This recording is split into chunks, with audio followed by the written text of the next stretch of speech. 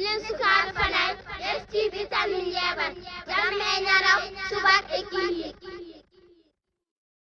milen sukaɓe fanay estiɓe tamin yeɓat jamme ñaraw subak e kihi en jiiɗo radio Jaam e Beldal ari ɗo kadi nanɗo jooɗi ina walla men golle ɗe haɗe mbawa yarude no foti yarude ni en jiiɗo Ngatamari FM 102.4 on jooɗi ko jum en jiiɗo Oumar Ba ari nani tawtora en jiiɗo Danema Info ko Abou Ndiaye o ari omon ɗo ɓe fof gari ko wadde en jiiɗo Mamoudou Ndiaye ko artiste historien o ari o tawtorama ñalawma hay hunde won ala ko addiɓe ɗo en jiiɗo ADC en jiiɗo Gomu Salel ko kañum woni noyo ko watte ko fof kañum woni ñamri gondi nder ndi ngam timminde gueɗal ngal so tawi ɓeɗo fof kawritiɗo ko wona haydara ko ha jencina gueɗal ngal no fotiri ni kono ɗum fof ko yidde haalnode ko jeeyi sababu oɗo sababu noon eɗen mbaɗa interview jewten nde ɗo yewtere fof ko Oumar Barahila Hamme en mbimo Seydi Ly kunduɗe men ha kewi Seydi Ly en mbimo Seydi Ly Canada to woni to en mbimo Seydi Ly e nder galle bammakko ɗo ɗo joɗiɗen ɗo en mbimo Seydi Ly e wuuro ngo jeeyango en mbimo Seydi Ly e commune Darel Barka fof en mbimo Seydi Ly nde tawno inde makko wona jogga goriyal joggata ngal ɗo leggal tan ngal leggal wasanande gandi noon kanko kala ɗo mbiɗa Oumar Barahila Hamme kamɓe fof ummoɓe gaɓɓe Hamme jibini ganduɗa hoorema Abou Hamme mo kaltono Ibrahima Ly jibini Barahila Hamme Barahila jibini Oumar mo kalɗon oɗo woni Amadou Barahila en ɓeɗo Ibrahima Ly jibini ganduɗa hoorema Boubacar jibini commissaire Ly Mamadou ɗum ko garari woni ɗon kono wiyete ko Mamadou Abou Ibrahima Ly ganduɗa hoorema jibini Mamadou Ibrahima Ly jibini Aissata Mamadou jewni galle Tamsir Ndiaye to e Sehil Babi Ibrahima Ly ganduɗa hen jibini Amadou Yeyya Ly e Binta Yeyya Ly Amadou Yeyya on suka mum nan ɗo hen woni baba Ly en Ibrahima Ly jibini ganduɗa Mam Coumba jibini hen Mam Coumba jibini ganduɗa hoorema Mamadou woni jibini jeewo oɗo Amadou Barahila on wiyete ko tan Seydi Wodiri Diallo tan temedere fof sin jangguno e duuɗe pirdal o capanɗe jeewe dursi heddi go dursal wiyete e darmani tenen janggoɗo Allah itti barke on watte darmani o hooti o sakka ɓi lamɗo bursiɓe dañji kuddu kaari jinju kaari kuddu dañi kuma kuddu laami pirdal jasa gilli jaalor gilli pamarel gilli dulle gilli jaalor gilli woni kuro jaalor woni Saykoumar jasa woni on alhaji Malick Sy Seydi Ly ko haalano fof haalama gasi isi makko weyde jeng ɓe jalti hen Ndiaye gilli dañi hawa Ndiaye haw dañi Yacine Ndiaye o yi Yacine dañi nder Yacine Sinthi ñoor Mamoudou nder dañi toon Hama Ba e Salamata e Habibou rutti gollere dañi Mamadou Habibou on jirini Serigne Bamba mo jolfuɓe kutori o hande Dialor gilli dañi kuro Dialor kuro dañi kujjata dañi Antoumane kujjata Demba kujjata Antoumane jibini Seydi Antoumane woni bamum Saykoumar Demba kadi dañi Siré kadi dañi Adama Siré woni yummum kadi Sayko pamarel on resnama ɓurtana ko caparu resi ɗum kono noon koye arabeɓe he dañi Eliwul pamarel Eli dañi Sidi Eli e Heyba e Bakkar Heyba dañi Hammel Heyba laami arabe tuwabir Amel Heyba dañi Sidi Amel laami Tarar Bakkar Heyba on dañi Hamidou Wullu Bakkar o dañi Mouhamadoul Hafiz o dañi Mouhamadoul Fadel o dañi Cheikh Sadi woni juuroteɓe to e Nimsat Moukhtar Heyba on dañi Sidiya Wullil Moukhtar wiyete Cheikh Sidil Kibiru on dañi babu dañi ya Wul Sidi hucci luggal juurima on mi weltima kana la sala ala innahu badrun iza al-amru asala atamma al-wara jahan wa abharu masala nabiyyin lahu wal jinani mubawwa ala inna fardan kana miladuhu sana wa amal wara iz kullu badin lahu sana wa amma bihi nafun wa qad bulu sana haqu ibadillahi bil madi wa sana habibun safiyun salalihu baw wal haqu wa da'i wa nahju masakhalu wal mursidul buhul la yatabahalu sabirun sabuna mahlu amil irsadi ibadin wa hulu sabihun ala kulli kamati mujarraw wal mandidul hadid falaysa wahlu adibun khabirun bid dawali sahalu habibun bi asraril qulubi munabbaw ولله فرق كان للأسف جتان وكان لكل كون نجر ومدته فساسهم بالودن نجرة إمام لرسول الله بدن وعودة وأدم بين الماء والدين يسو ولم لا وقد فاف خلاف بدة وجدا نمر الحق إزداد بدته يحب لي كل من نال بدته أقام وراء إذ فاق جدا وجدته به يكتم ذكر جميل يبدو ولله أي كل ذي البغي أفهمت فلا أسجار والأحجار دانا وسلمت وأبدا له فضرا جهارا وأكرمت إذا أدر الرسول أن يتقدمت فمن نور حب لله تبدأ سهرا ثور له قد تكلمت ساعة عنكبوت والحمامة قد حمت له آمنت جدران بيتنا أفهمت باب المفتوح الطير الأخضر الذي خلق الله تعالى قبل آدم 700,000 عام سكنه في الجنة والطير الأخضر رأسه محمد ولسانه علي ابن أبي طالب وأذنه إزمان أفان ابن جبل وأم فاطمة بنت رسول الله وجناحيه أبو بكر الصديق وعمر بن الخطاب ورجليه أم عائشة وخديجة وما في الصدور وقلبه وبطنه أمة محمد صلى الله عليه وسلم. kadi historien on woni Mamadou Ndiaye bismillah golle ɓuri haala. Assalamu alaikum mon banda men ko adi fo min calmini on min juurima min mbi on kadi bismillah on min mbi on kadi bismillah on ngari ɗo jeeɗon on ngari kadi ɗo coynatan ɗon wonake yo lambe wonake yo ñiwa womberake yo yele wondi mi wari mo wombi ñiwa yanar yele yo yele an ko maka bu faru masira malal yele yo yele ila njogo jaliga modi galo belal yele yo yele ay samodi danjo wali fini leli yele yo yele belayi mala mbebe tongerake ndewe yele yo yele si pajamli tanani mi dimam yele yo yele amara jamli tanani mi dimam yele yo yele fayagu ba jamali tanani mi dimam yele yo yele dem pajamli tanani mi dimam yele yo yele are handen ten toren gale goro yele yo yele toren gale goro be tarado goro bahanga woni gonnoy wadde min bi wongadi bismillah on masallah. هنا سعيد بتواجدي مع هاي التظاهرة عند إبراهيم لي عندها أسرة لي الحمد لله أسرة كريمة الحمد لله أسرة خير وبركة الحمد لله وهالقرية كاملين شاهدين بالخير ويبقوهم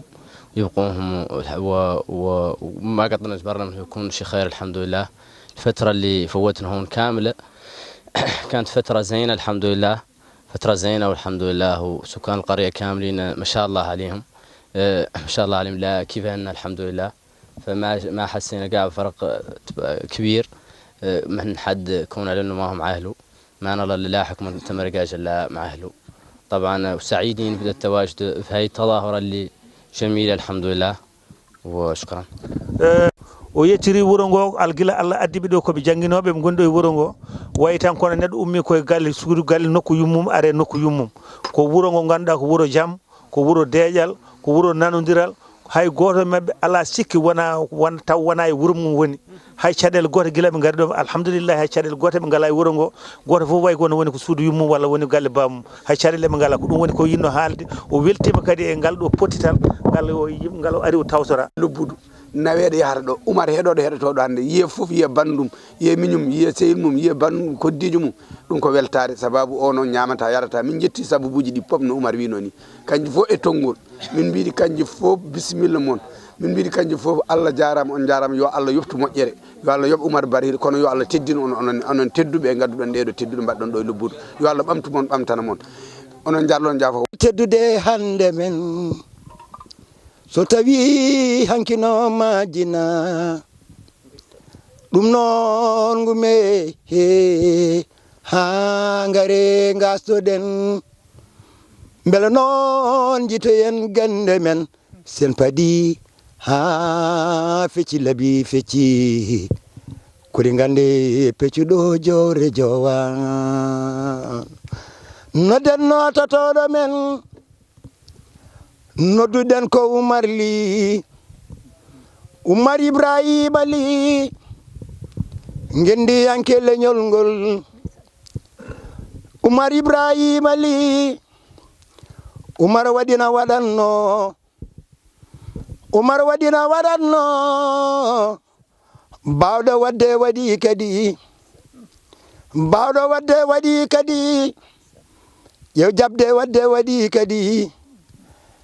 hono tawɗo wadde waɗi kadi windama histoire kon windama histoire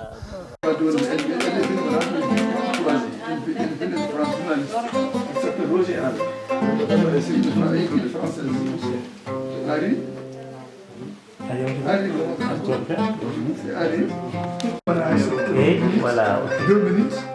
Dans la présentation, voilà. Donc, Joli.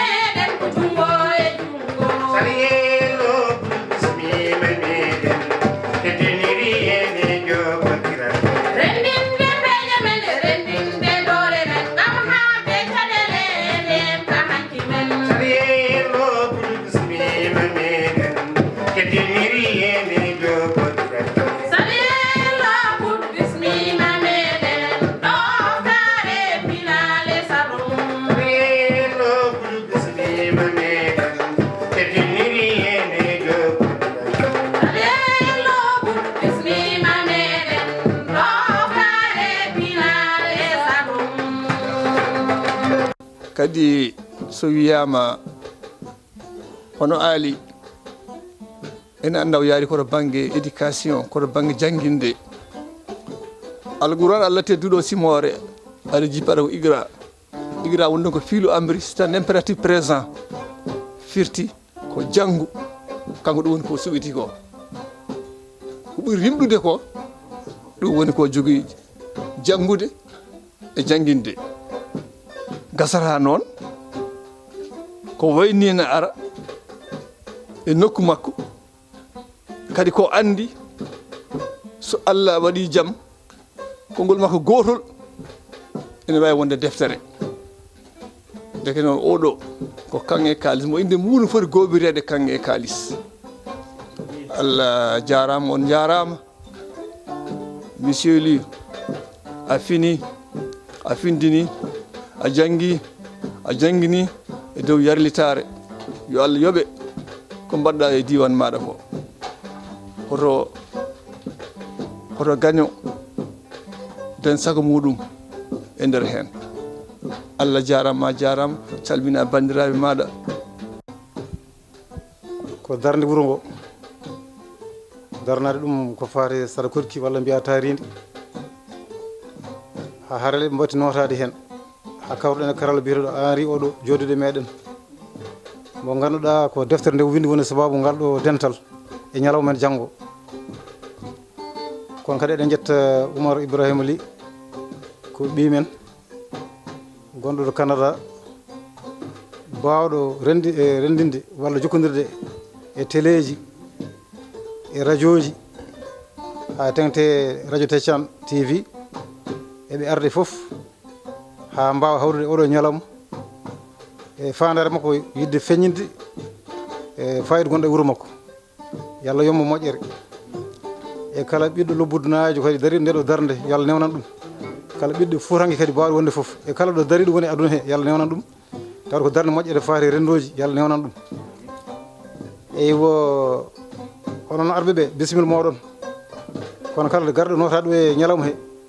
bisimilla muɗum kadi e ngal ɗo e oɗo ñalawma jodɗen ɗo he goomu Pinal Saliyel ko o goomu duusowo kala komin jaaha ko faare développement jimdi mabɓe e jime mabɓe e mogoji mabɓe ko hen ndewnaten miijoji meɗen ha wawa yettade rendoji ɗi naftoro gangue hakkude wuuro Ibrahima Ly jiɗki juulu tambi funnague ki bata banggue kilo wawa banggue keddiɗo woni pengal gaye dimaɗi ko kilo ganki puɗɗorto ɓe taaro lubbudu ɓe tarto ɓe pirto weenu witande Diouf Samba haaɓe jetto haali guelel ɓe ɗon sono keɗimo mo nan inde janggo jaam sono kawre lubbudunaji on namni inde nde ma won inde lekki walla inde weendu walla inde neɗɗo walla inde ko ɗum wawi wonde foof taw ko taaridi ɗum nden noon kamɓene eɓe mbiye yalla waɗa barka koɓe jimata ko donc eɗen mbawi min ɗacci ɗum tati mon konngol Yo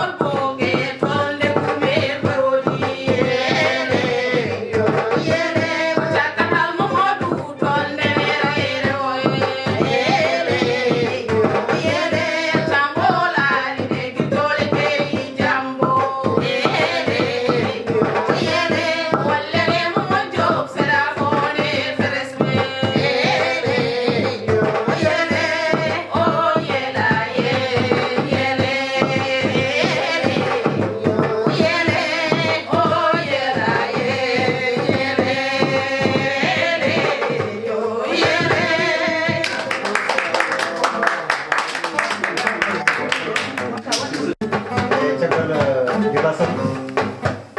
mbaɗon koye jumol biidengol jiiɗi fof jiiɗi diine jiiɗi faggudu jiiɗi weeyengo ko ɗum ɓe jiiɗi yimde ɗo kadi neɗɗo kala mo jokkodirɗa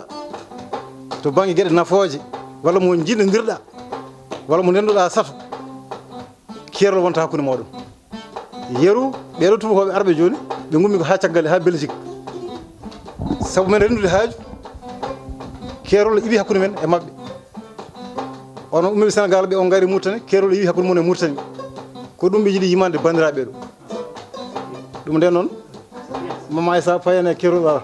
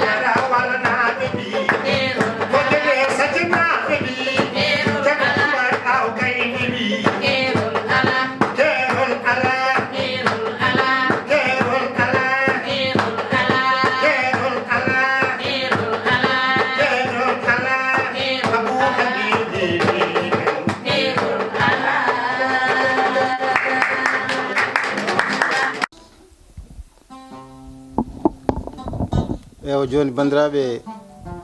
caggal nde keɗiɗen kerol ala paaɗen koye morceau no wiye lorgo leɗɗe. Lorgo leɗɗe noon ko erago faade yonto men hannde, saabu en teskima caɗele guuraɗe ɗe foof ɗo e men e caggal leydi e bangyo bang e aduna he. Sababu mum ko hokkere nde ko ŋakkede leɗɗe. ɗum nde noon jeunesse walla yontande ina era yo huccan lorgo leɗɗe. E nder majjum eɓe goyto hen caɗele guuraɗe won hen ɓe duttoɓe eero yontande ɗe gam safrude caɗele ɗe yo lor leɗɗe yo lor leɗɗe. ɗum ne jeeya e safa, ɗum o jeeya e ko ittata caɗele men to banggue faggudu, to banggue pinal e banggue yo bang.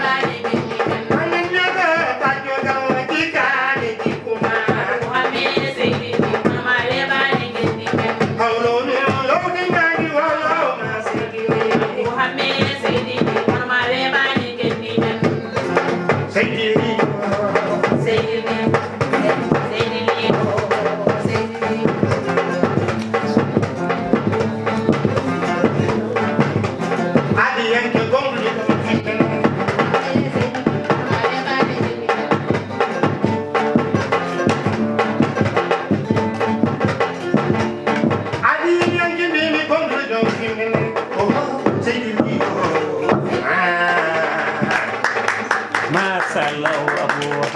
abou bakary harmi eɗen gandi e nder Fouta ina waɗi mallol bitongol so tawi wonko hamma yerol wawi danga yumum yoolimo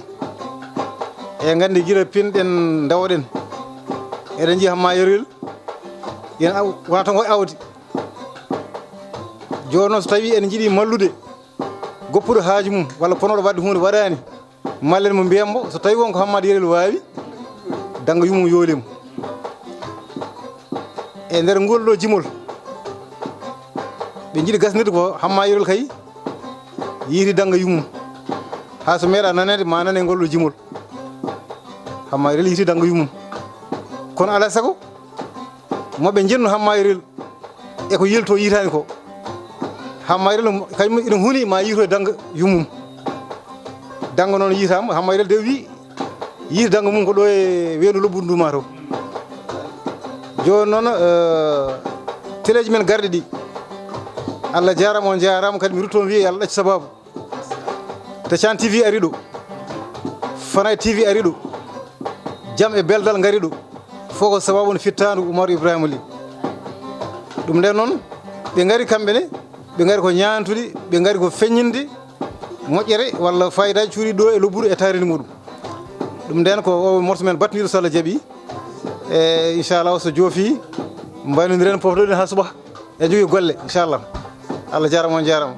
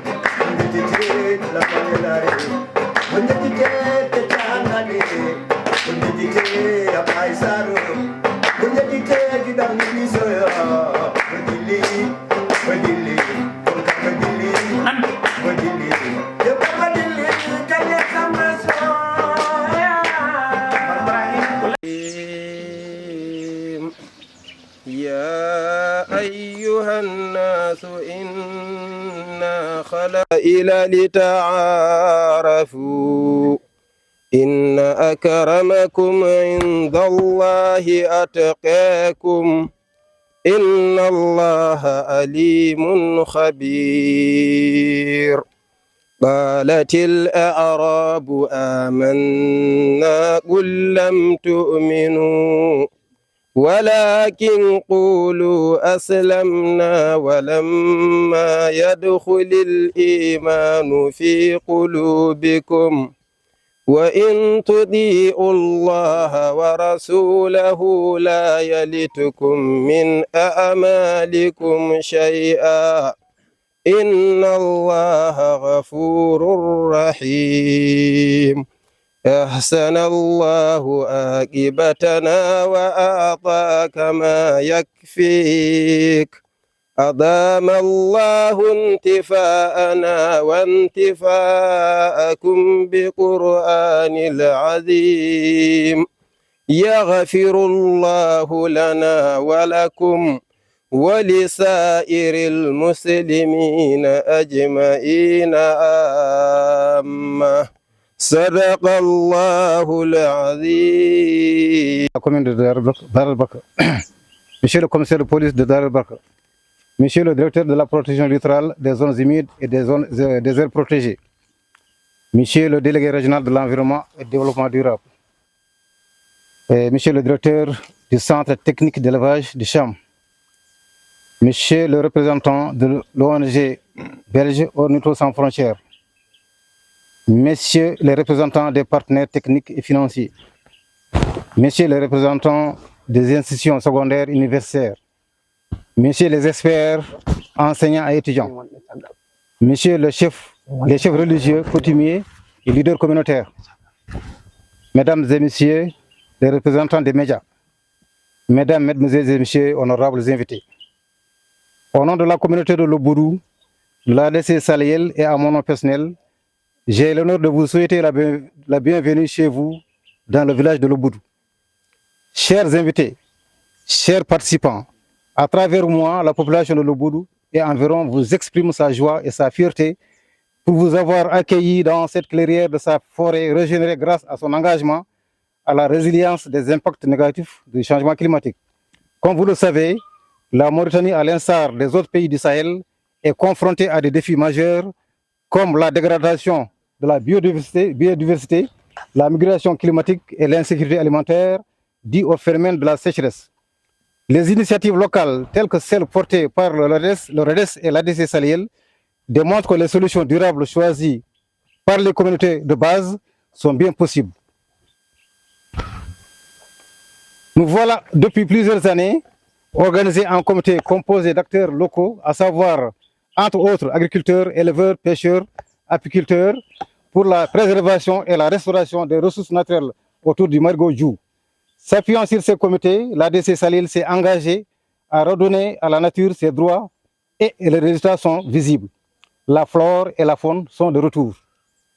Notre organisation qui cherchait des partenaires pour le recensement des espèces végétales et animales déjà vivant dans la forêt a eu le bien de signer un accord avec l'ONG Ornithos Sans Frontières en 2024 pour la réalisation du livret guide d'oiseaux de l'Oboudou, l'objet de la cérémonie d'aujourd'hui. Ce livret guide sera l'un des premiers documents de la bibliothèque écologique que l'ADC Salil envisage mettre en place au profit de la communauté locale, notamment des jeunes étudiants, des chercheurs et d'autres personnes en visite à l'Oboudou. Mesdames et messieurs, il est important de souligner que le site de l'Oboudou devient actuellement une université écologique, car des étudiants d'établissements secondaires et universitaires y viennent déjà pour des recherches scientifiques. Chers invités, je voudrais profiter de cette opportunité pour exprimer mes sincères remerciements et ma reconnaissance aux autorités administratives, municipales, techniques et sécuritaires pour leur soutien constant à nos initiatives de préservation de l'environnement.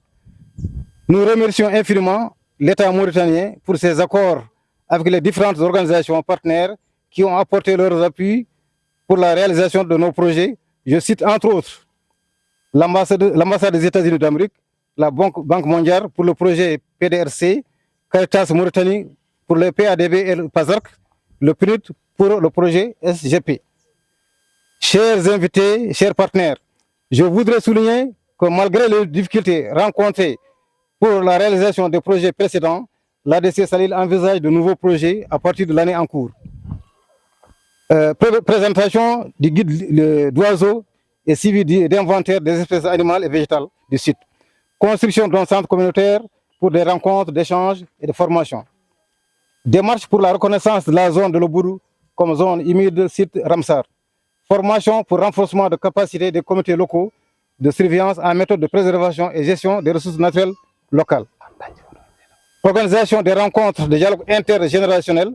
ouverture de classes d'alphabétisation fonctionnelle, réalisation d'un projet de film, formation de comités locaux en méthode d'organisation-gestion. Plaidoyer pour transfert de gestion locale des ressources naturelles à la commune, électrification du village de l'Oboudou, affectation d'un personnel de qualité au poste santé de l'Oboudou. Mesdames et messieurs, je ne pourrais finir sans exprimer ma reconnaissance à l'ensemble des organisations autour du JOU pour leur compréhension, leur engagement volontaire et leur patience sans lesquelles Salil n'aurait point réalisé ses rêves. Mention spéciale au groupe culturel et artistique Salil qui, par ses messages de sensibilisation sur le développement, a toujours été en soutien, en accompagnant pour l'ADC. Mesdames et messieurs, tout en implorant Allah le Tout-Puissant dans ce mois béni de Ramadan, pour la réussite de cette cérémonie symbolique, je souhaite une journée agréable à l'éco-village. Je vous souhaite une journée agréable à l'éco-village de l'Oboudou et heureux retour à vos domiciles respectifs. En bismim hobbe men ara hobe arbe o harlebe laamu e fodrima mero en fodrima kisal meden en dewni hen yimbe darnibe sato to bangi ginneto to bangi diwan to ha bangi ɓoggito en jetti dendagal bandiraɓe dariɓe dardiɓe men to bangi sato kodki kono noon eɗen gandini yimɓeɓe wonde darde hande ɗe woni sababu muɗum ko musidɗo men ONG sans frontiére woni ko Ornithos Sans Frontières ko neɗɗo meɗnoɗo dardade men ha walli men ha mbaɗɗen deftere nden deftere ko kañum woni sababu jonde men hannde ɗum nden eɗen bismo yimɓeɓe goto fof indi mum yettode mum eɗen guiɗi ñalawma kadi yo yaaru yesso kono andi noon bandiraɓe darde Salil nde tuuni koye gomuji cosaɗi e taari guure juuɗe guila awoɓe aynaɓe foof ɗin gomuji ɗin koye ɗin adi so Salil wawi tunade ha wawi wadde ko waɗi ko so wonani ɗin gomuji kadi muñal mabɓe e darde mabɓe e fof e famdeɓe en mbawa wadde ko mbaɗɗen ha ƴetti ñalawma hannde ɗo kono noon e sifa keeriɗo eɗen jetta goomu pinal Salil ko dariɓe gandira ene jettina message ji men ɓe ɗofti men e kala kadi en mbaɗa ha mbawen timmide golle meɗen. Assalamu aleykum wa rahmatullah. لا حول نتر اسميما men teddiniri en e jokkodiral pini Salayel koko taccinta kalmijo jokkodiral yontaji gendi men e gendiji goɗɗi fof sehilam to banggue famde sehilam to banggue yidde ar taccu gossodiren mi taccu gollodiren pini men ballodiren sato men dentinen doole men gam ɓamten ngalu men fandare meɗen ko taccirde Salayel gam naftodirde pini e nden ka hanki men e hey bandam hettomi hoto heño sabu juutde ƴewdo yonor kotkitan lelde gollal haɗata moƴƴinde juutde ɗanngal haɗata jaccade lelde moƴƴino ɓuri yawde bonna mbo muñani cuurki dañata julɓe e hey sehilam e hey bandam taccu ngara gay mi tacci mi yilloma so jiggoro yonti yondikinare majjat ar yillo ngara gay taccira e sala am ar yillo ngara gay bangoɗa e sato am mi wango e sato ma gossodiren pini men ma andu pooɗe ɗe ma andu waalo ngo gandora calli ɗi beeli ɗi e maaje ɗe somi tacciri e sala mami andu ceene ɗe mami andu kaaje ɗe mi humpiro e maaje kaɗɗe ɗum fof ko enen jeeyi ɗum fof ko enen ndendi saabu Allah e ñeeji mum ko kanko rokki en tawde hande aduna yultidiri fodde men ko jungo e jungo rendinde peeje men e rendinde doole men ngam habde e caɗele nden ka hanki men sala yello bud bismima men e ɗoftare pinal e sato mum. Chers invités, messieurs les agents de sécurité, et mesdames et messieurs, c'est un grand plaisir pour moi de venir aujourd'hui partager avec vous ce moment solennel pour l'ouverture ou lancement officiel du livre écrit par Ornithos Sans Frontières sur les oiseaux de l'Oboudou. C'est un travail remarquable et ça nous aide beaucoup à augmenter la bibliothèque nationale, surtout la bibliothèque mauritanienne, en matière de l'environnement. Et ça nous aide aussi à augmenter notre contribution au développement de l'environnement dans le pays. Et qu'on donne notre petite pierre à l'édifice, qu'on essaye d'amener un petit quelque chose pour aider à ce projet extraordinaire. Et c'est vrai que finalement, les oiseaux sont un peu caricaturaux. Si on protège les oiseaux, on protège le reste de la nature aussi. Et donc la petite contribution que nous amenons, c'est effectivement pouvoir former, pouvoir éduquer des gens, des jeunes, à pouvoir reconnaître les oiseaux, à pouvoir être fiers des oiseaux qu'il y a dans la forêt, à pouvoir les reconnaître et finalement les protéger. C'est un travail, c'est pas un travail d'écrivain, c'est un travail de photographe qui permet finalement, qui permettra à tous ces jeunes de participer à tout cela. Toutes ces photos sont reprises dans ce petit livre, dans ce petit livret. Donc ce sont toutes les photos des oiseaux que moi j'ai eu l'occasion de voir ici, que j'ai eu l'occasion de photographier. Ce n'est pas exhaustif, donc il manque des oiseaux là-dedans, des choses que même hier j'ai vu, je me suis dit ah j'aurais dû rajouter cet oiseau-là. Mais ça permet quand même déjà d'avoir une bonne idée de ce qui existe. J'ai repris ces oiseaux-là aussi sur une série de posters qui vont pouvoir être mis notamment à l'école pour que de nouveau les gens, les jeunes et les enfants se disent on a tout ça autour de nous, on a plein d'oiseaux qui sont colorés. Alors j'ai mis les noms en français, malheureusement les noms en poulard n'existent pas pour tous les oiseaux, mais ça donne quand même une bonne idée de ce que ça va être. Et je suis très fier de pouvoir offrir ce livre et qu'il puisse être utilisé pour l'éducation dans le village. Alors, mon plus grand rêve, finalement, c'est que les gamins puissent me dire à un certain moment « Mais Henri, tu as oublié des oiseaux. Est-ce que dans la prochaine édition, tu ne pourrais pas rajouter tel ou tel oiseau ?» Mais ça me ferait vraiment très, très plaisir. Et donc, j'ai ramené aussi quelques paires de jumelles en plus qui vont permettre aux gens de pouvoir voir les oiseaux de plus près parce que c'est compliqué de les voir, de reconnaître quand ils sont dans les cimes des arbres. Et donc j'ai ramené quelques paires de jumelles aussi pour pouvoir continuer ce travail. Voilà.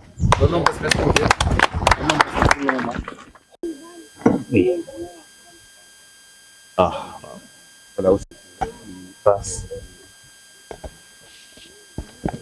Nabil Karim, bonjour à tous. Je me nomme Jibril Li, je suis directeur du littoral des aires protégées et des zones humides au ministère de l'Environnement et du Développement durable. C'est pour nous un honneur de venir en tout cas marquer notre présence ici à cette cérémonie de présentation du guide oiseaux de l'Oboudou, de la forêt de l'Oboudou. Comme vous le savez, le ministère de l'Environnement, dans ses missions, s'inscrit dans une dynamique de protection et de restauration des zones humides et des aires protégées. Et le ministère de l'Environnement également a tenu à marquer sa présence ici pour en tout cas réitérer toute sa collaboration avec l'ONG et les associations communautaires ici à l'Oboudou, en l'occurrence l'ADC. Et c'est pour aussi magnifier notre engagement à venir contribuer à ce qui se passe ici en termes de restauration et de développement communautaire, particulièrement dans cette forêt de l'Oboudou. Ce guide qui a été présenté ici, on peut dire, marque un tournant majeur dans l'aboutissement d'un long processus, un long travail qui a été réalisé en collaboration avec nos amis de la Belgique et l'ONG Ornithos Sans Frontières. Et c'est pour dire aussi que dans le cadre de nos activités régaliennes, nous comptons lancer très prochainement un projet qui s'appelle le projet Ressources Plus. Ce projet Ressources Plus vise la protection et la conservation des oiseaux d'eau qui est financé par le FEFEM, le Fonds français d'environnement mondial, et l'Union européenne. Et donc nous comptons parmi nos sites d'intervention, bien entendu, intégrer le site de l'Oboudou parmi les zones d'intervention.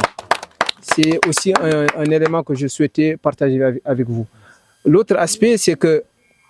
à l'instar des forêts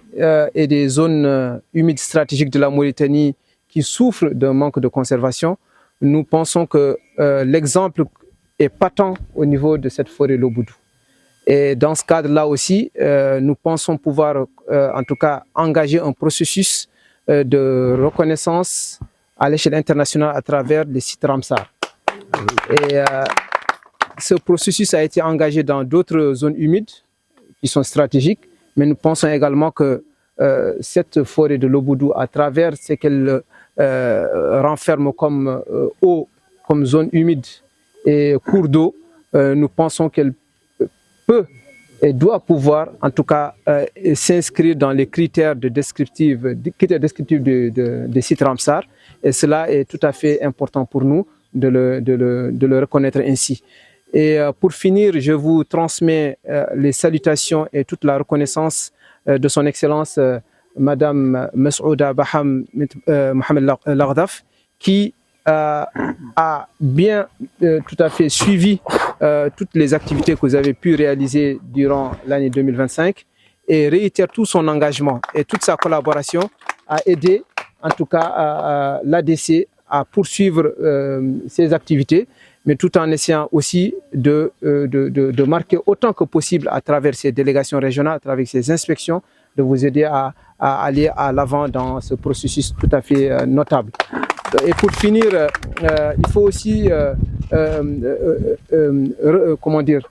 recentrer cette thématique oiseaux dans le cadre même de nos pratiques courantes, mais bien entendu aussi de notre religion. Comme vous le savez, Allah subhanahu wa ta'ala dans la sourate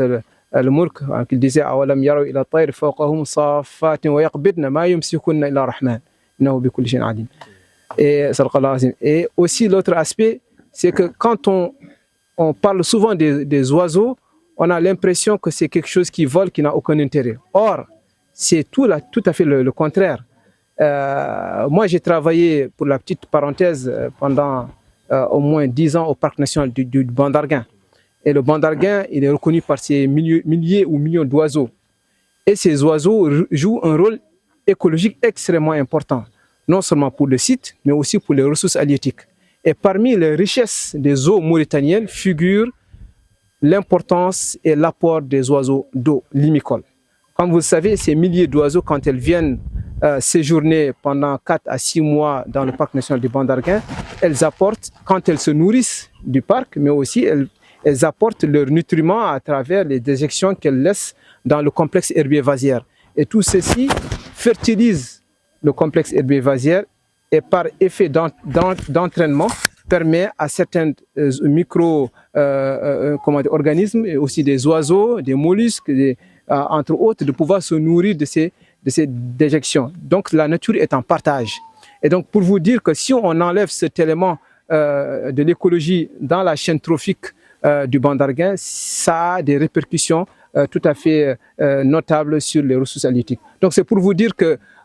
ne prenons pas l'exemple des oiseaux comme étant une espèce qui vole, en tout cas tout court, mais c'est un écosystème qui fait partie intégrante de notre vie et donc de notre existence. Et donc pour vous dire que ça sera vulgarisé et nous espérons que d'autres villages, d'autres communautés puissent s'inspirer de cet exemple pour pouvoir en tout cas perpétuer cette activité. Merci beaucoup. Et rendi, on paami, on deni. Et rendi nde ni moƴƴi kono famde nde kadi ɓuri kadi wadde fayidi. E ko waɗa ɗo ho ko hunde moƴƴere. Hunde moƴƴere, hunde kadi fodde teddinede.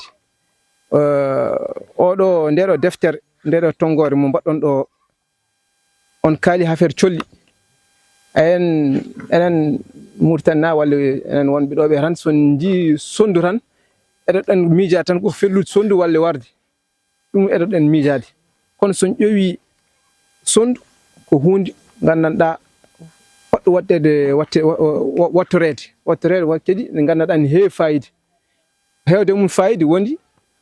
ko ñamata ko ene arte men so tawi en paami nafoore mum e nder rendo. Ay rendo wona tan rendo yimɓe, ko rendo yimɓe e rendo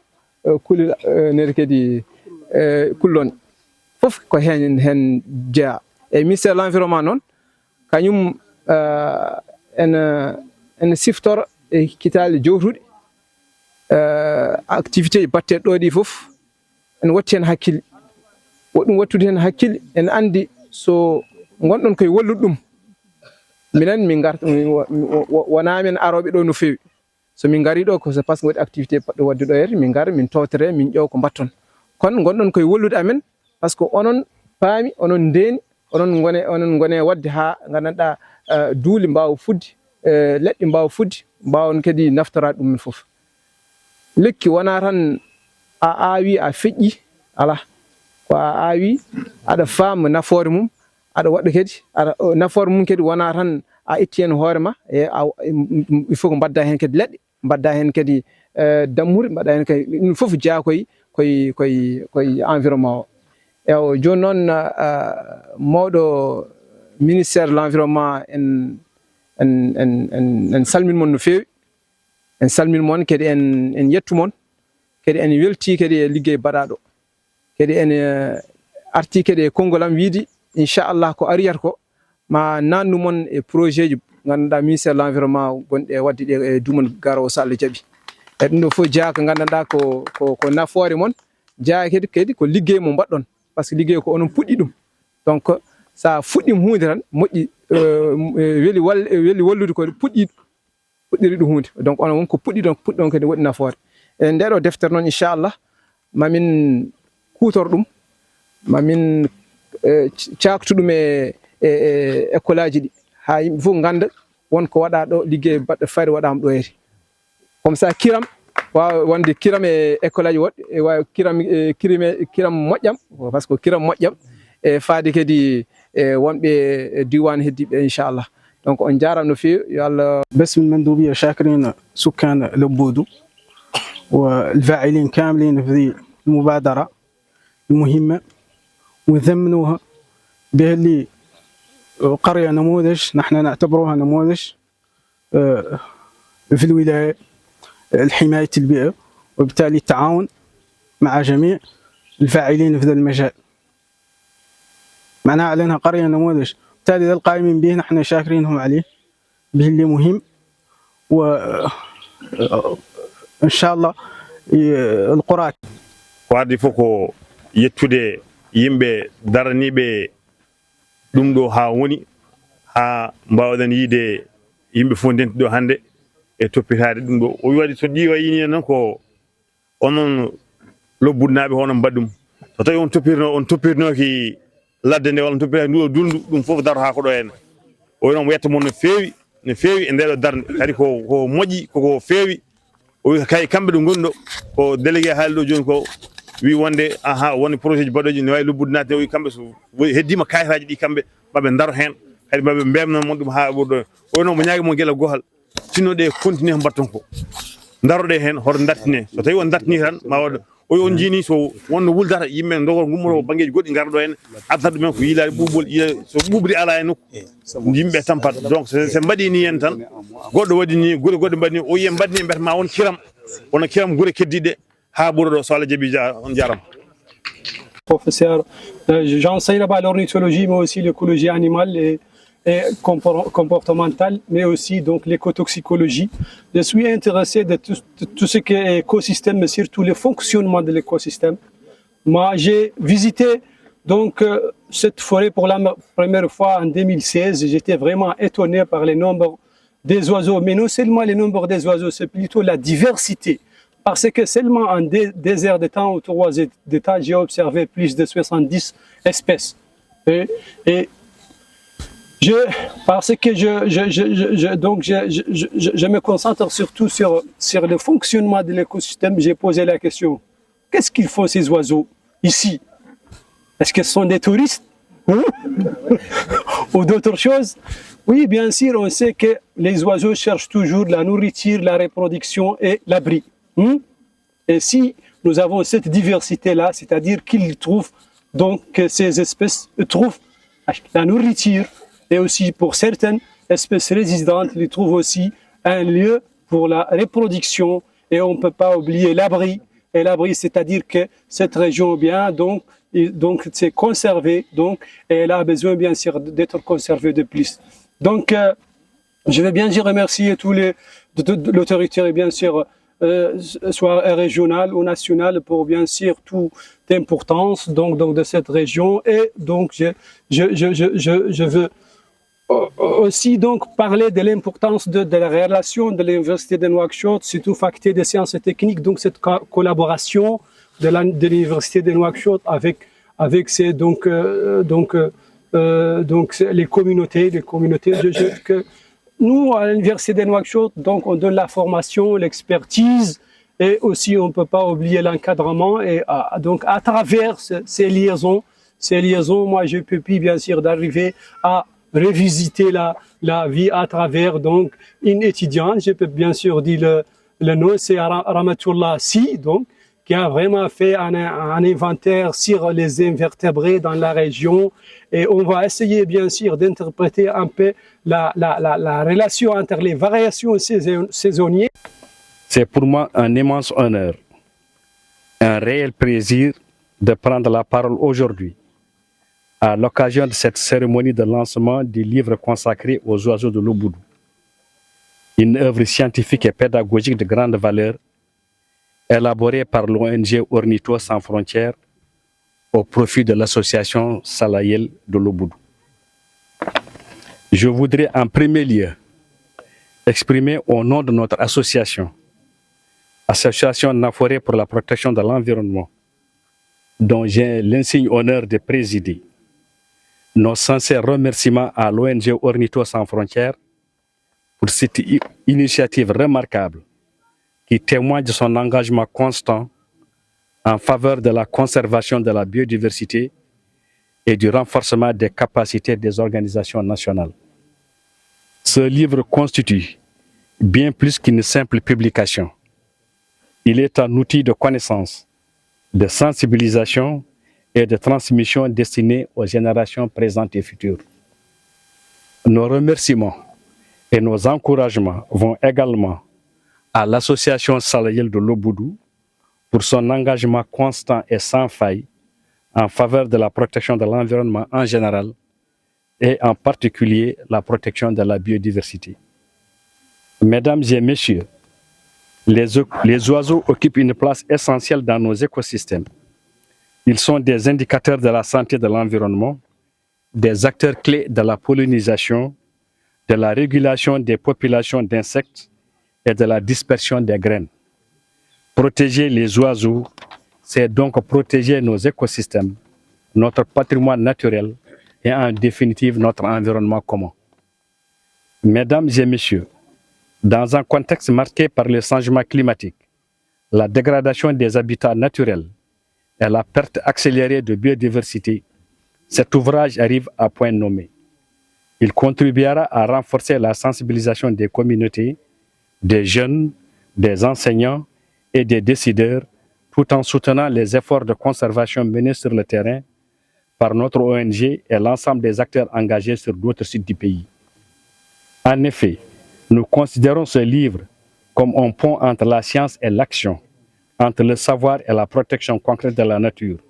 Il vient appuyer notre vision d'une conservation participative, inclusive et fondée sur la connaissance. Je souhaite que cette publication soit largement diffusée, utilisée dans les écoles, les centres de formation, les aires protégées et les programmes de sensibilisation, afin qu'elle inspire un nouvel élan pour la protection des oiseaux et de la biodiversité dans notre pays. Mesdames et messieurs, permettez-moi pour conclure de nous renouveler nos remerciements à l'ONG Ornithos Sans Frontières, à l'association Salayel de Lobodou, à l'ensemble des partenaires techniques et financiers, ainsi qu'à toutes les personnes ayant contribué à l'élaboration de cet ouvrage. Ensemble, continuons à œuvrer pour un environnement sain, une biodiversité protégée et un avenir durable pour nos enfants. Je vous remercie de votre aimable attention. Eaux et forêts de formation. Kadi comme président association Naforé pour la protection de l'environnement. Donc ko adi fof ko weltare mawɗo hollude weltaram tawtarede oɗo cérémonie parce que ko thème mo addi o ko thème mawɗo tadi faari koye colli. Bon nafoore colli mbeɗa sikki Jibril haali ɗum, le professeur là aussi haali ɗum. Eko heddi ko ɓuri tidde tan eko kalmi bon ko hollude wertaram ko hollude kadi bon nafoore nde ɗo deftere. Bon en tout cas amin ñaagui yonde sare ɗo nde wawi yettade fof yonde yetta ɗon ha yimɓeɓe mbawa hutorade nde par ce que ene waɗi kabaruji kewɗi information ngaji kewɗi e nder mayre ene wawi nafde ma naf sukaɓe joni ma naf kadi hay sukaɓe aroyoɓe. Donc ko liggey mawɗo woni ɗo wona liggey seeɗa par ce que vraiment ɗum waɗimi yettude ONG Ornithos Sans Frontières pour oɗo liggey oɗo initiative mo waɗi pour ɓeydude kadi andinde yimɓe colli gonɗi ɗo henna par ce que weeɓani. Donc ko liggey mawɗo ko liggey vraiment baɗɗo fayida omo yette hen no fewi. Amin jetta kadi ONG Salayel pour darde muɗum tinde nde waɗi pour rende oɗo nokku en tout cas ha ko yalti hen ko fof wawi yaltude hen ɗum noon vraiment ɓe jetta no fewi. E ko heddi kadi ko ɓeydata men tan addani min ɗo rande bon tawtarede kadi ko yidde wallude. Bon amin gandi kadi amin mbawi wallude pour ko faya ko fayi arde ko kadi minen min gadda hen ballal amen. C'est à dire ko faye par exemple wadde site o site Ramsar amin mbawi addude hen gandal amen e ballal amen aussi. Kadi ko fate projet mo monsieur Li haali o mo wi ressource plus kadi ɗon banggue kadi minen kadi en tant qu'ONG won kadi ballal kadi min mbawi addude hen. Allah ɗum noon Allah jarama on jarama. Rahim wassalatu wassalamu ala sayyidil mursalin sayyidina Muhammad wa ala alihi wa ashabihi ajmain. Ko ardi fof yettude Allah e yettude sababu woni alili mawɗo goor ne heewi wiide ko ni tan waɗano e galle mama minne mboɗo wawi wiide hande ko ni tan wano e lobbudu e sibu mi bismama ɗo mi teddinama ɗo mi jaɓɓama ɗo kadi jokkodire kewɗe mbaɗama ko sababude ande aali tawi tan ko Allah haali Allah kam haala tan ko haali fof ko gonga. Allah wi kala jokko ennam o jokka balɗe mum ɗum noon ceerno aali kala duwontoɗom kam hoto juuɗe balɗe nde kam ɗum kam c'est assuré. Yo Allah hokki en kadi naftorade gurdam makko sibo gurdam makko ne heewi nafoore. Min mbiyetemi ko Oumar Diallo kono Alfouti o so ɓeydaka hen beltotako il faut Alfouti o ɓeyde hen nde wonno ko yidde e sababu Muhammadin Rasulullahi sallallahu alayhi wa sallam e ɗemgal Cheikh Oumar kanko wiyata Muhammad Rasulullahi kañum woni khayril khalqi hamdan lahu ula ala ba'sihi fina wa minna wa qad ala alal arsh ma ala ula sakanil ala أحق عباد الله بالمجد والأولى حبيب به يود الإله ويكله وصلاة وتسليم علي أولى العلا مربي الورى الخنزيز إذ كان لشعلا ألا إنه ومحمد رسول الله صلى الله عليه وسلم kanko woni badru isal amru ash'ala atammul wara jahan wa abharu mash'ala nabiyun lahu a'lal junanin mubawwu mi haɗa ɗon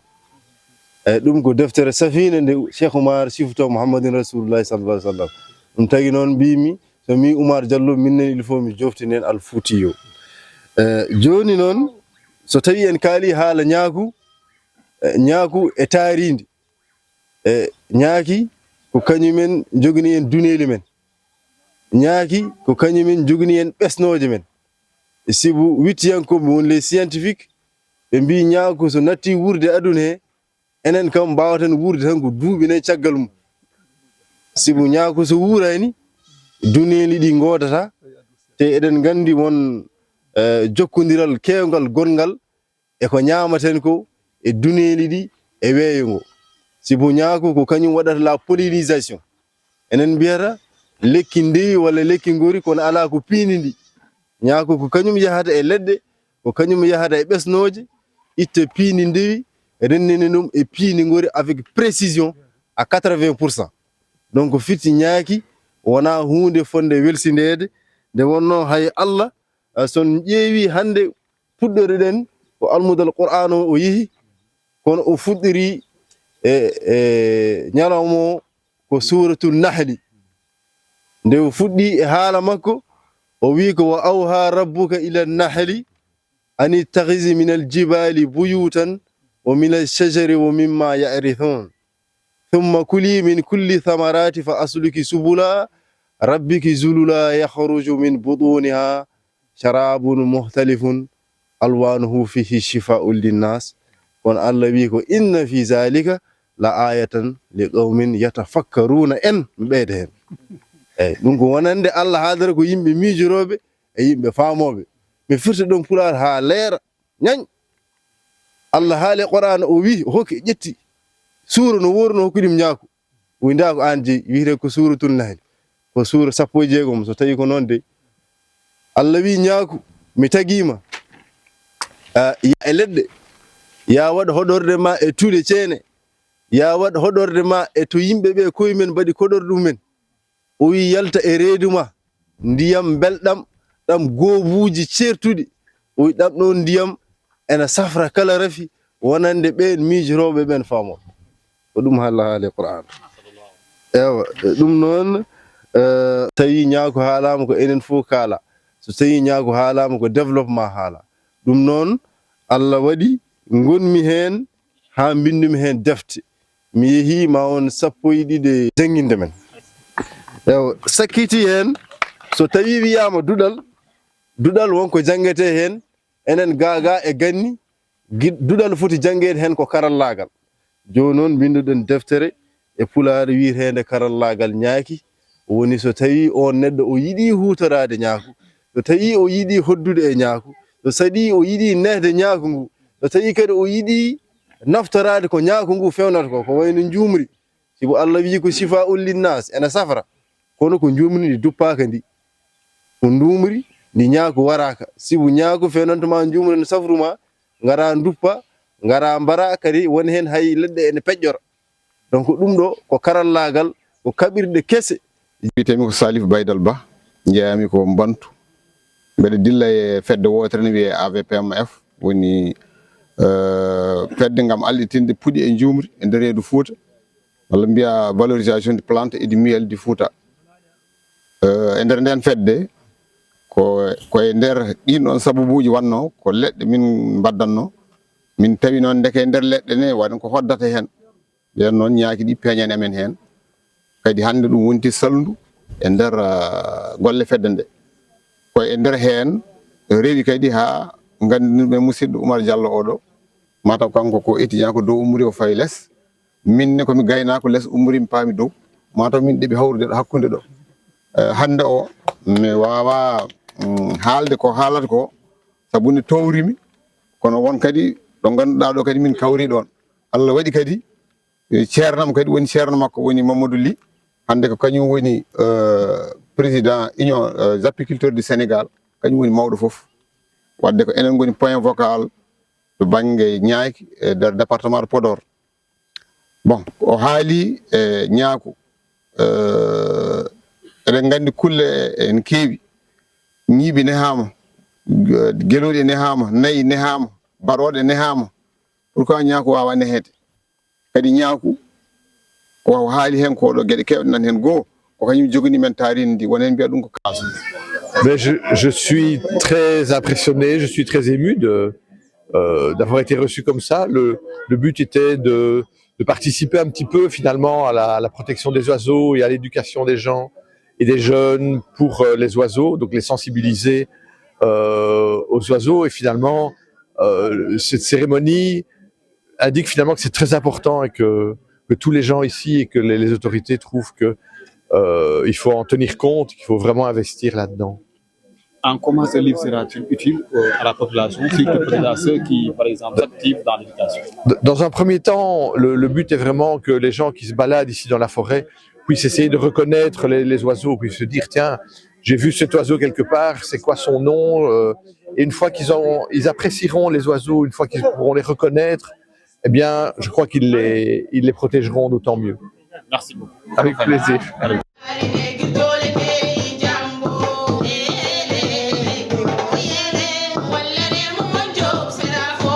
aɗa selli e tampere ko gaddanomen ɗo hannde gaddani mon ɗo cengle ɓeydande gaddi ko cengle gaddu ɗon cengle gawri e cakiri karaw e cengle makka e cengle makko eyyi ɗum woni ɗo donc onon pewnan ɗum koye mon walla kon min pewnan ɗumen koye on jooɗa ɓuuri tan pewnu ɗon walla kon format walla ko holɗum eyyi ko ɗo e wuuro ngo jeeyɗon est ce que joni holko erot ɗon yeeɓiyankoɓe woɓɓe ganda hoore ma min ertoɓe ko ɗum ɗo ko fina tawa men ko gawri woni ɗo remete koye waluji meɗen remama e waluji meɗen enenne joni de min itte hen min kutoro makka ko ɗo remete gawri ndi ko ɗo remete min jero min mbaɗa hen karweji amen min mbaɗa hen lacceji min mbaɗa hen caki emin jeeya eyyi no waɗana men hen garta min jiiɗi goto fof yo ummo kañum no waɗa hono ni eyyi ɗum ɗo kadi ko murtode neɓa murtode min mbaɗi hen confirme fof woni ɗo e eyyi ɗum ɗo ko limbam fof koye fina tawa men ko ɗo woni e wuuro men ko ɗo waɗete eyyi lebbudnaɓe ɗum noon on jarama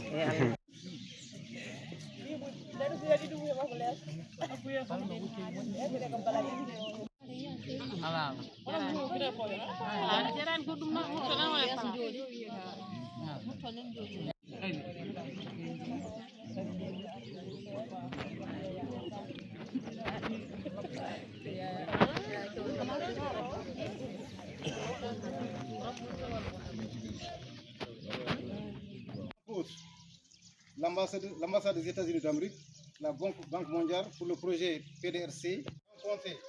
pour la réalisation des projets précédents. L'ADC Salil envisage de nouveaux projets dans la zone de l'Obouri comme zone Ramsar. Formation pour renforcement de capacité des comités locaux. kadi kanko noon ko haali ko wona hunde nde lobbunaɓe jogi ko jettatamo jamma ñalawma kono joni jamiranamo yo waɗirni kono ko point de vue makko ko yiyande makko kanko haali e darde o nde en ko waɗi firti ko haali ko ɗum woni komen ka ko haalte ɗo e lobbude jamma ñalawma kanko ari noon rokkatambo omo jeeya e rokkateɓe ɓe watteɓe décoré ɓe ɓeɗon noon kanko ari rokkatamo décoration makko ko monsieur le maire adjoint kañum jooɗi ɗo maire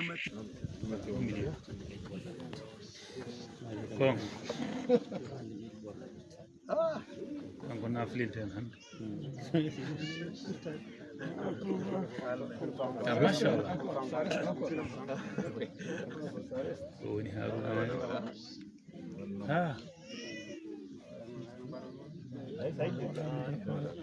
Haruna ari en face ewa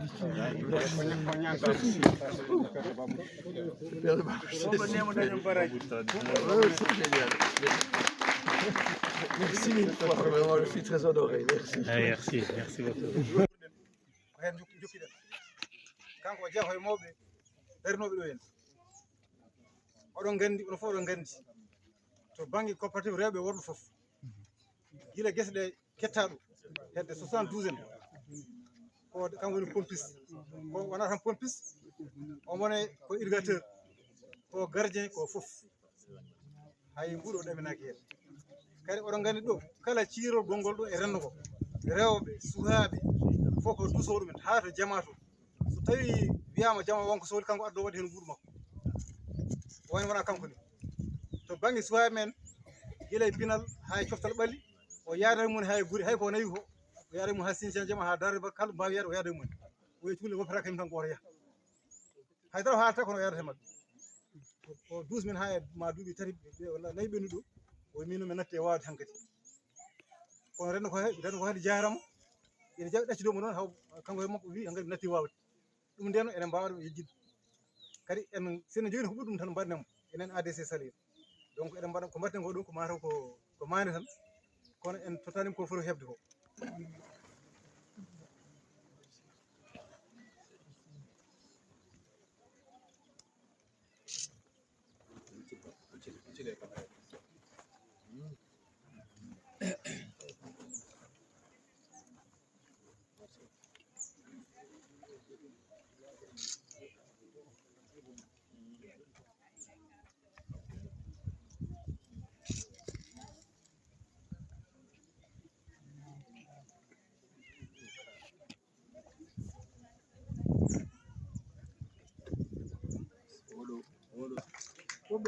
foɓɓaneɓe pelle kamɓe ɗeɗo ko ligguey tiiɗo ɓe nafiraji ɗalngal o dañi kadi hunde sanne so tawi o rokkama ɗeɗo fodde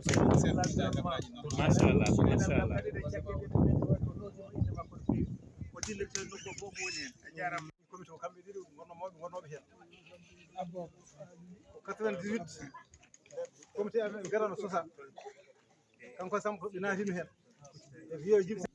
kono banggue mawɓe kamɓe ɗiɗo keddi hen Samba natti hattande woppi kono kanko ha joni mo jokki te onon fof oɗon cetti kanko ɓuuri wawde rende dunduɗum ɗum ne kankone eɗen teddirambo e ñalawma o wontambo haala ɓornomo ɓorantamo ɗo ko délégué régional ɓorantamo joni ɓorantamo wutte makko taw ko ADC Salir waɗi ɓe décoré saabu laaɓede golle ɗeɓe darde mumen ɗe golle tiiɗe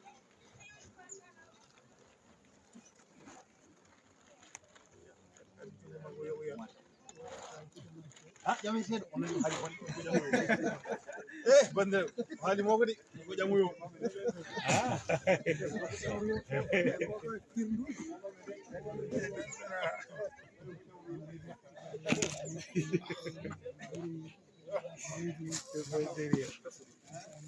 en face Darga Kawamidi Darega c'est le délégué merci de rester en face de nous